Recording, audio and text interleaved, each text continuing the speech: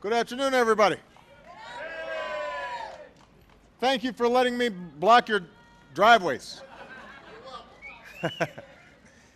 Well, it is wonderful to be with all of you, and I want to thank Jose and Lizette and their wonderful children for letting us set up right in front of their house, and we just had a wonderful visit.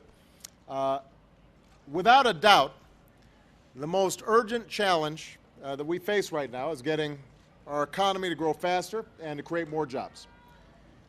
I know it, the people of Nevada know it, and I think most Americans also understand that the problems we face didn't happen overnight, and so we're not going to solve them all overnight either.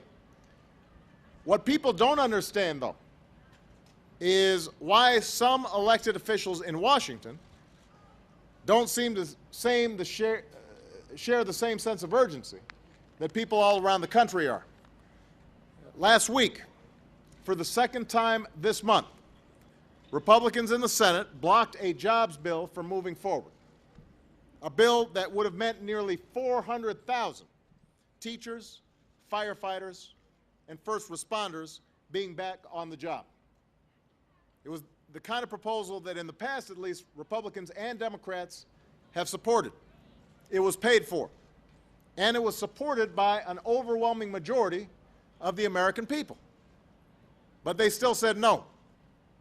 Your senator, Majority Leader Harry Reid, he's been fighting nonstop to help get the economy going. But he's not getting some help from some of the members of the Nevada delegation. So we need them to get their act together. Because the truth is, the only way that we can truly attack our economic challenges, the only way we can put hundreds of thousands of people back to work right now, is with bold action from Congress. That's why I'm going to keep forcing these senators to vote on common sense, paid-for jobs proposals. But last month, when I addressed a joint session of Congress about our jobs crisis, I also said that I intend to do everything in my power to act on behalf of the American people, with or without Congress. So I'm here to say to all of you, and to say to the people of Nevada and the people of Las Vegas, we can't wait for an increasingly dysfunctional Congress to do its job. Where they won't act, I will. In recent weeks, we decided to stop waiting for Congress to fix No Child Left Behind and decided to give states the flexibility they need to help our children meet higher standards. We took steps on our own to reduce the time it takes for small businesses to get paid when they have a contract with the federal government. And without any help from Congress, we eliminated outdated regulations that will save hospitals and patients billions of dollars. Now, these steps aren't substitutes for the bold action that we need to create jobs and grow the economy, but they will make a difference. So we're not going to wait for Congress. I've told my administration to keep looking every single day for actions we can take without Congress, steps that can save consumers money, make government more efficient and responsive, and help heal the economy.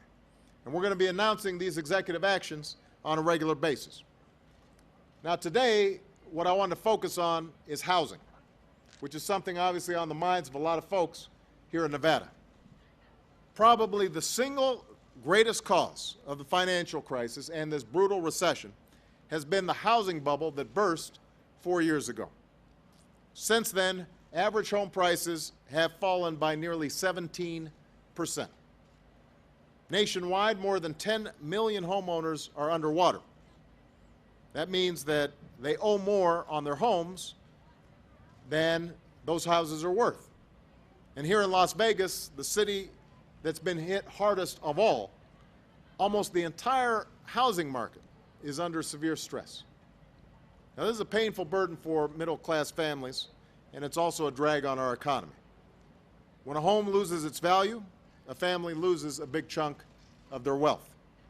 Paying off mortgage debt means that consumers are spending less, and businesses are making less, and jobs are harder to come by. And as long as this goes on, our recovery can't take off as quickly as it would after a normal recession. So the question is not whether or not we do something about it. We have to do something about it. The question is, what do we do, and how fast do we move? Now, one idea that I've proposed is contained in the Jobs Act that is before Congress right now, and it's called Project Rebuild.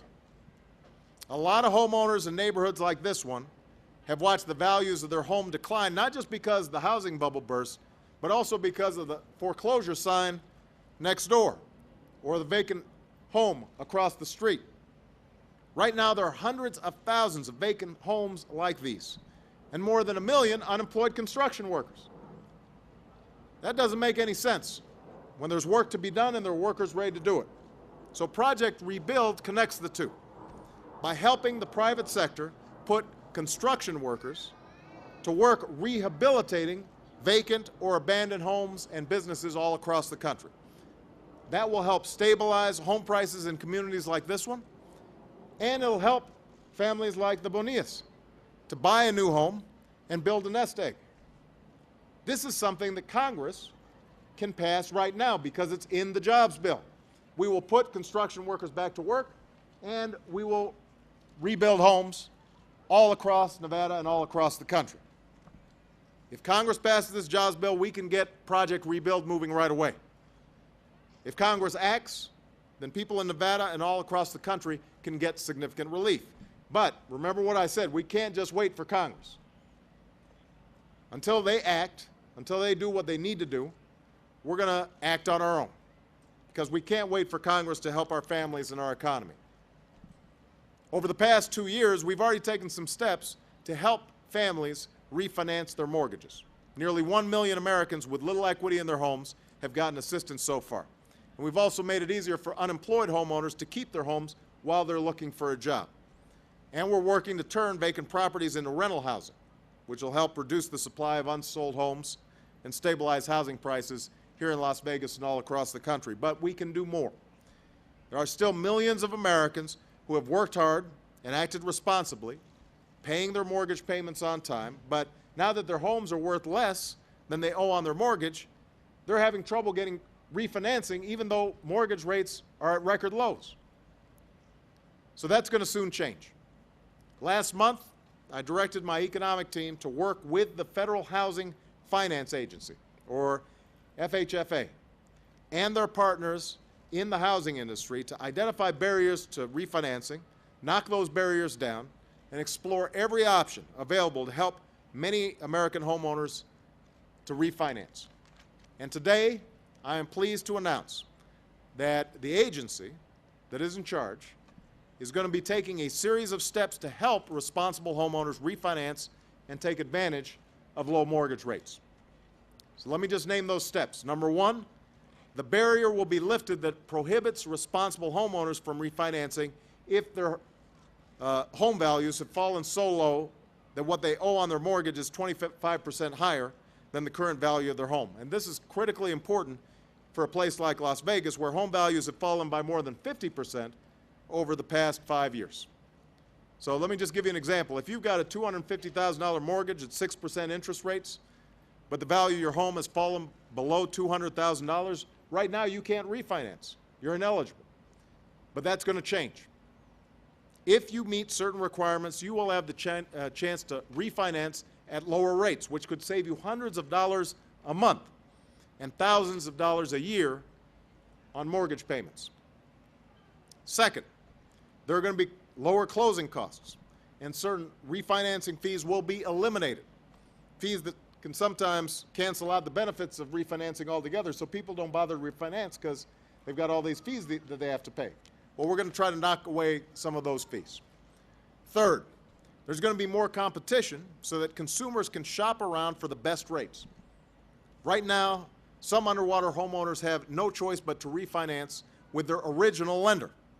And some lenders, frankly, just refuse to refinance. So these changes are going to encourage other lenders to compete for that business by offering better terms and rates, and eligible homeowners are going to be able to shop around for the best rates and the best terms.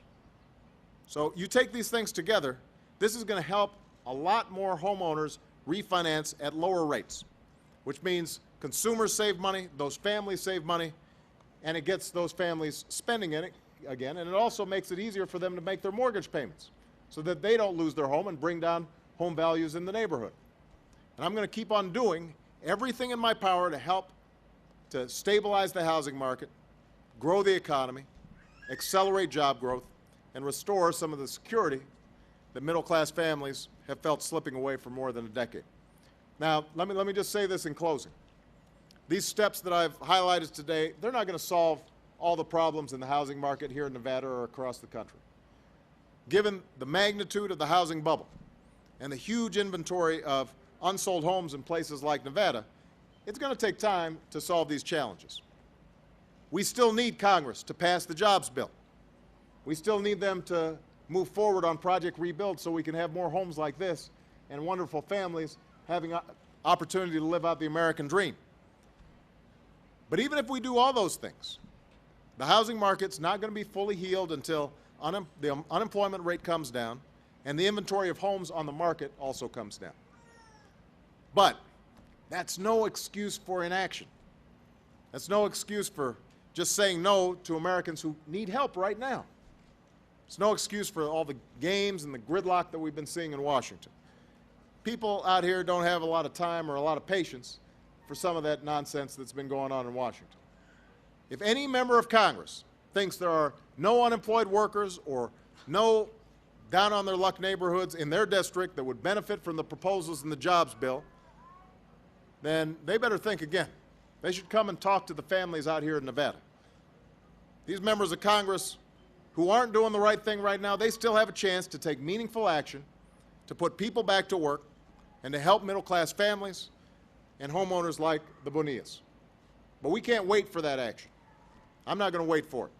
So I'm going to keep on taking this message across the country where we don't have to wait for Congress. We're just going to go ahead and act on our own, and we're going to keep on putting pressure on Congress to do the right thing for families all across the country. And I am confident that the American people want to see action. We know what to do. The question is whether we're going to have the political will to do it. All right? So thank you so much, everybody. God bless you. God bless the United States of America. Thanks for welcoming me to your neighborhood. Thank you.